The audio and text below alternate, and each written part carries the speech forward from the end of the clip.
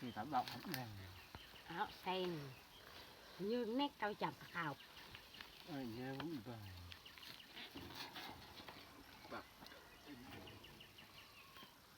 cảm động hết đây cả cái là làng bao bò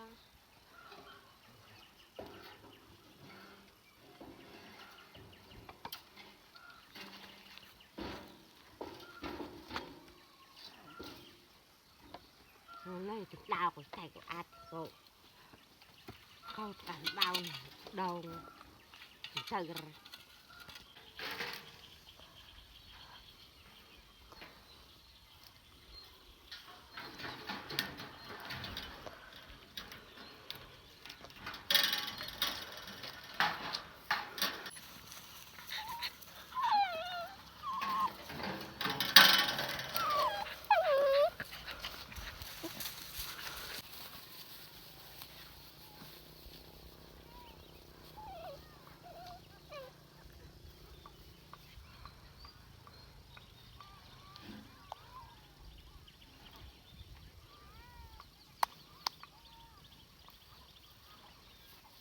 มีแต่ห้างเอาแบกขึ้น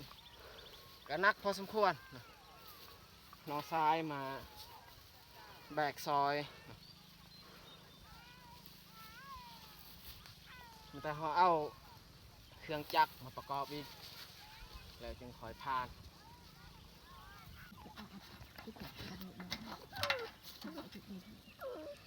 เปลี่ยนมันเครื่องถอกออกตัวเก่าใส่ตัวใหม่อีกโอ้ดำแห้งเลยบัวเพียจักเวลาหนึ่งตับกันตัวปาก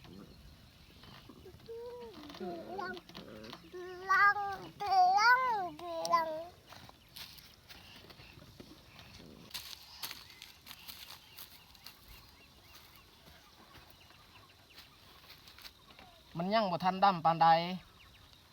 แต่ว่ากระเทินเลยเฮาทอกทิมเฮาใส่แต่ปีกายเฮาผ่านปีกายกับบ่พอเท่าใดยังบ่ทันดำกะยาเปลี่ยนเลยใส่ใหม่อีกแปลงแกมาเยอะนั่นกันจามดาวสั่งให้เอาก็จำน้ำมันเด็กให้ป้าของเขาไปเองของหลังกาสมัยนี้ค่ะหงายจ่าวหลักยาคือง่ายดูแกไม่อยากก็อะไรขึ้นจักไปดูแกอเมริกเด้อลาวอีสานสระก็ต้องให้โอ้ยคุณตา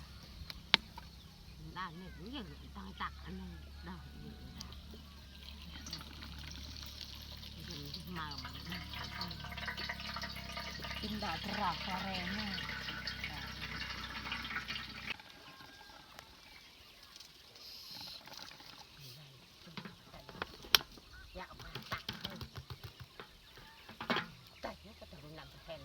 น้ำมันใส่ไว้1 ลิตร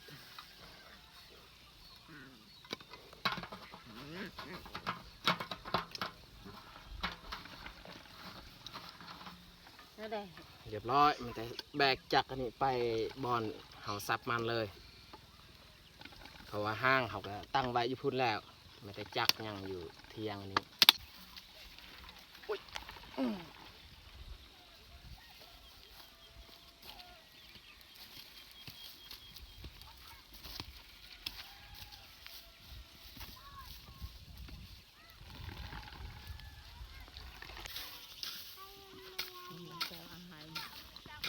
คนเชื่อจำอาเหตุโอจะ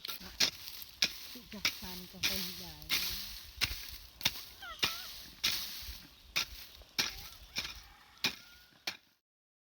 เขาก็โดนกล่อน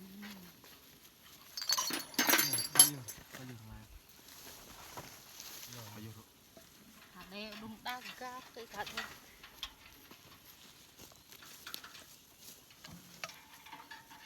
ดองนัวจอยโก้มา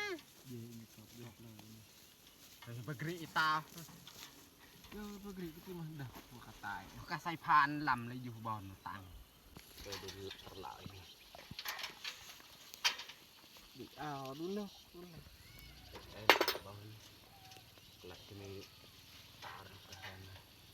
mày đứa ơi ta thành người này hả khù này tao được không ta เมื่อวานนี้นี่เฮาแบกจักขึ้นมาแต่ว่าเฮาติดมันบ่ติด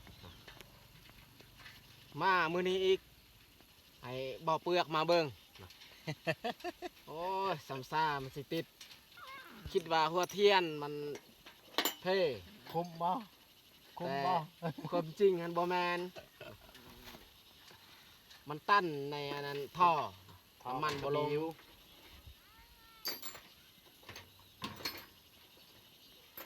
เมื่อวานนี้ก็ให้น้องทรายลงมาเบิ่งมาทกจักแต่ว่าก็บ่ติดเมื่อวานนี้ว่าสิพานมันแต่บ่ได้พานมาวันนี้อีก ใหญ่จังก็ วันนี้มันจึงติด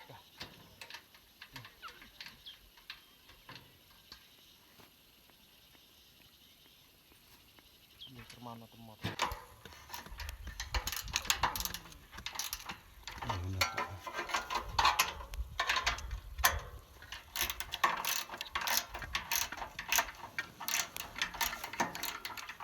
บ่เปลือกนี่เลิกจักเป็นนายพรานนี่เป็นนายสร้างอีก ซ่อมแปลงก็ได้ เป็นนายพรานก็ดี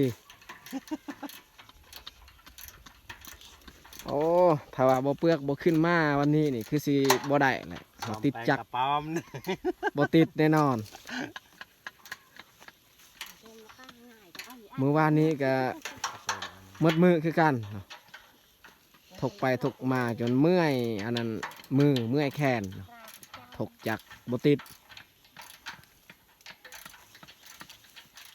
อันนี้เฮาถกบางกีติดแล้วจึงคอยเอาจักนี่มาประกอบใส่ห้างเนาะ เวเกลือนี่กะลุยจ้ะ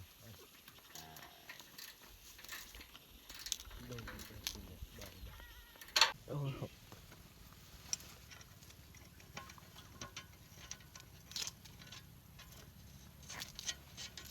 หมุนน็อตโอ้ยน็อตนุ่ม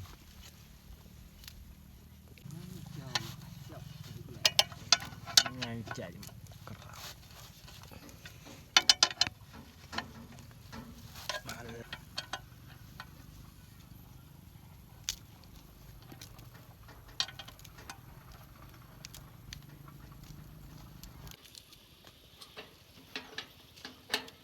จำเลยไม่เน้นเท้าหนูตาหนูเย็นนี่คือประจำเลยเยี่ยมโซลกลางกลาง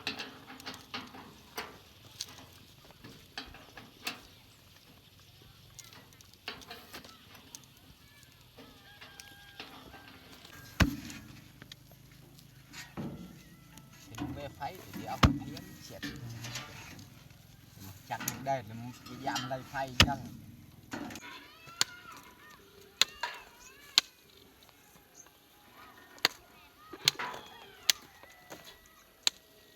ย่างเนี่ยเป๊ะอยากดักอันเดินเป๊ะเป๊ะ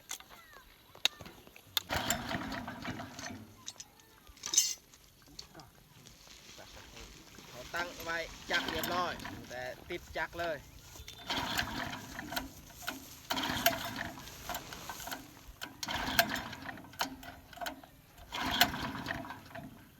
เล็งเลย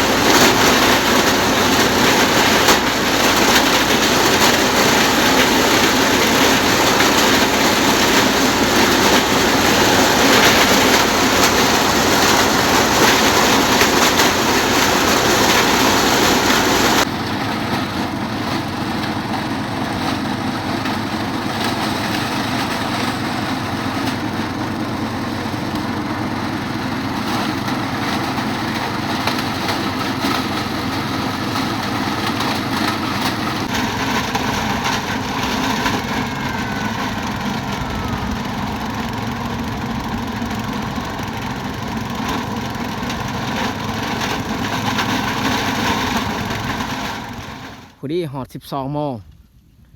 เฮาพานมั่นที่เฮากองไว้อยู่นี่ก็แล้วไม่แต่เฮาส่วนออกเนาะส่วนออกใส่ผ้าบัดอยู่ลุมอีกเฮาตากไว้เลย ตากไว้ประมาณ4-5 มื้อน่าจะแห้ง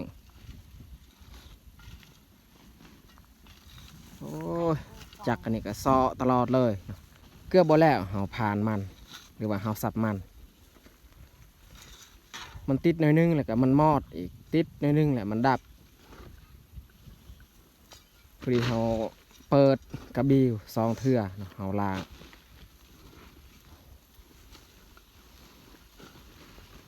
สัมซามีสัมซามันสำเร็จนี่ก็ยากพอสมควรแต่ว่าผลได้รับนี่บ่คุ้มกับค่าแห้ง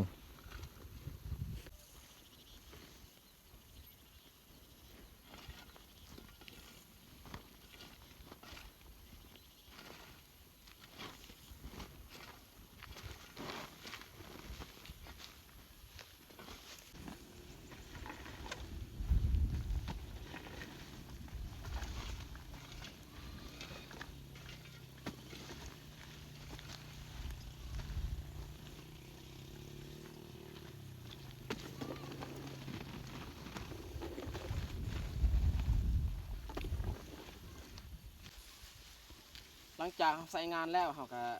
เอาใบไม้มาปกไว้เครื่องจักร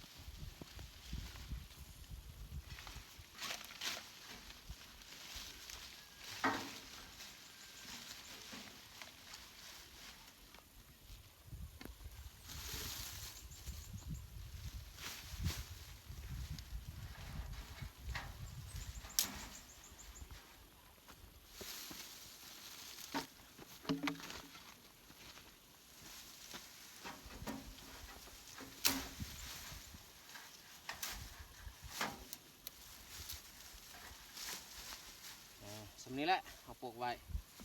สำบ่ให้มันตากแดดหลายเรียบร้อยเขาตากไว้มันมืออื่นมือฮื้อนี่เขาพักหอดมันอันนี้ให้จึงคอยลกต่ออีกแล้วจึงมาพานต่อ